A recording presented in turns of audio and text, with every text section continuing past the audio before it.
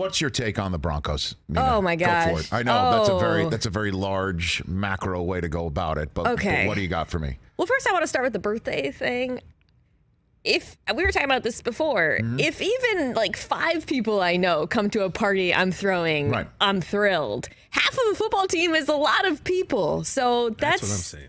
I don't know why people are citing that as though like he's unpopular. I do think we'll talk about the football stuff in a second.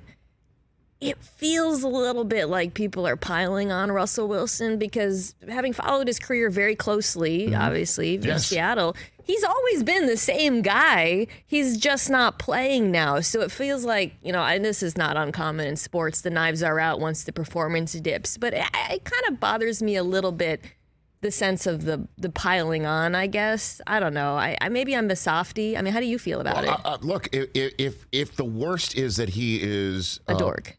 Or putting on airs or anything like that. Okay. You know what I mean? Like, right. I mean, honestly, at some point, it's like, we get it. You don't like the guy. Yeah, right, so what? Like, the issue is his team has signed him to a ton of money.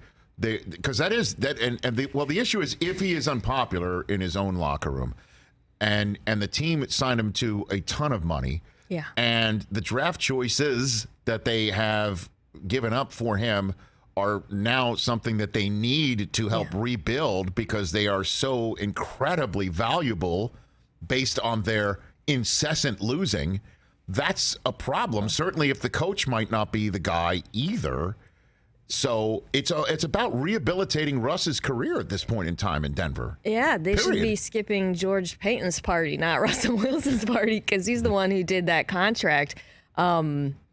And look, I didn't see this much of a decline in performance coming, but the last 2 years in Seattle were not great. And this was, I think we're seeing why the Seahawks were willing to move on from Russell Wilson. I mean, sure, there's some interpersonal stuff as well, but really for about a couple of years, you saw some pretty inconsistent performance. I think him forcing the ball downfield, a decline in mobility. That's all just been turned up to 11 now in Denver. And they're married to him because of the contract extension, not just because of what they gave up in the trade. And it does feel like they've got to find a coach who's willing to take the job, which is not that attractive because they are married to him, and hope that at least they can get some improvement because it's not been great. Well, you know how it works in the NFL, Mina, that there's always a coach who says, I can fix that person. There's always that coach.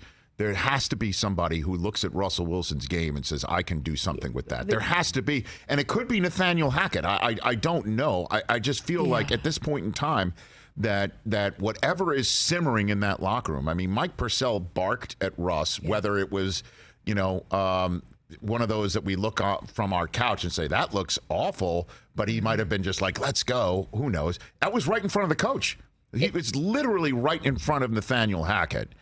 And so if this keeps simmering, it has to be on the coach to button it up and tamp it down. Yeah, he seems to not really, I'm going to speculate, but he's most likely to be the scapegoat. No, I wouldn't say scapegoat because I actually think he deserves a lot of criticism for game management and play calling and whatnot. But I'll push. I don't think this is an attractive coaching job as well. I know there's always a coach who says, I can fix him, especially when there's a young player and a coach thinks, well, he's clay, I could mold him.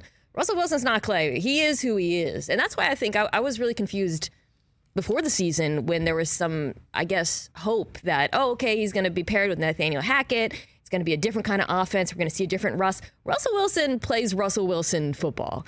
And a lot of coaches are not drawn to that because he plays outside of structure. He always has. He's not a very schedule guy. He's not a coachable quarterback. And I have to say, I don't think many coaches, at least many of the more appealing candidates, will be drawn to that job. So if you were a head coach or counseling head coach, you'd say take Carolina first? You would go? I would rather, I would. Wouldn't you? I mean, the opportunity to mold a young quarterback, you got some young pieces there. Across the team, expectations are fairly low because it's a rebuild. Mm-hmm. Catch the Rich Eisen Show every single day on the Roku channel, 12 to 3 Eastern, for free.